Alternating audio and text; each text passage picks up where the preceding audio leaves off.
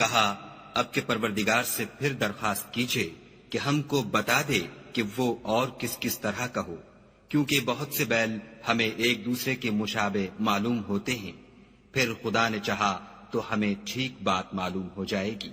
موسیٰ نے کہا کہ خدا فرماتا ہے کہ وہ بیل کام میں لگا ہوا نہ ہو، نہ تو زمین جوتتا ہو اور نہ کھیتی کو پانی دیتا ہو، اس میں کسی طرح کا داغ نہ ہو۔ کہنے لگے اب تم نے سب باتیں درست بتا دیں، غرض بڑی مشکل سے انہوں نے اس بیل کو ذبح کیا اور وہ ایسا کرنے والے تھے نہیں۔ اور جب تم نے ایک شخص کو قتل کیا تو اس میں باہم جھگڑنے لگے، لیکن جو بات تم چھپا رہے تھے خدا اس کو ظاہر کرنے والا تھا۔ تو ہم نے کہا کہ اس بیل کا کوئی سا ٹکڑا مقتول کو مارو، اس طرح خدا مردوں کو زندہ کرتا ہے اور تم کو اپنی قدرت کی نشانیاں دکھاتا ہے تاکہ تم سمجھو۔ پھر اس کے بعد تمہارے دل سخت ہو گئے، گویا وہ پتھر ہے یا ان سے بھی زیادہ سخت، اور پتھر تو بازے ایسے ہوتے ہیں کہ ان میں سے چشمے پھوٹ نکلتے ہیں، اور بازے ایسے ہوتے ہیں کہ پھٹ جاتے ہیں اور ان میں سے پانی نکلنے لگتا ہے، اور بازے ایسے ہوتے ہیں کہ خدا کے خوف سے گر پڑتے ہیں، اور خدا تمہارے عملوں سے بے خبر نہیں۔ مومنو، کیا تم امید رکھتے ہو کہ یہ لوگ تمہارے دین کے قائل ہو جائیں گے، حالانکہ ان میں سے کچھ لوگ کلام خدا یعنی تورات کو سنتے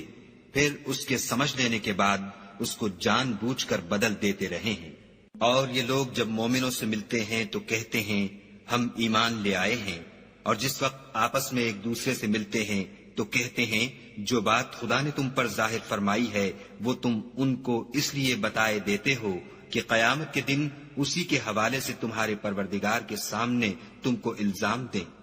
کیا تم سمجھتے نہیں؟ کیا یہ لوگ یہ نہیں جانتے کہ جو کچھ یہ چھپاتے اور جو کچھ ظاہر کرتے ہیں خدا کو سب معلوم ہے؟ اور بعض ان میں ان پڑھ ہیں کہ اپنے خیالات باطل کے سوا خدا کی کتاب سے واقف ہی نہیں، اور وہ صرف ظن سے کام لیتے ہیں۔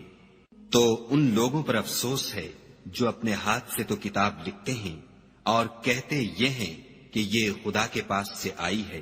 تاکہ اس کے عوض تھوڑی سی قیمت یعنی دنیاوی منفیت حاصل کریں۔ ان پر افسوس ہے اس لیے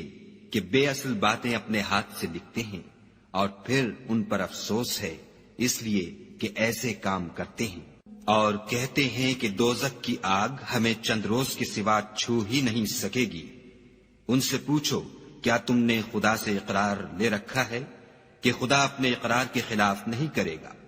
نہیں، بلکہ تم خدا کے بارے میں ایسی باتیں کہتے ہو جن کا تمہیں مطلق علم نہیں۔ ہاں، جو برے کام کرے اور اس کے گناہ ہر طرف سے اس کو گھیر لیں تو ایسے لوگ دوزخ میں جانے والے ہیں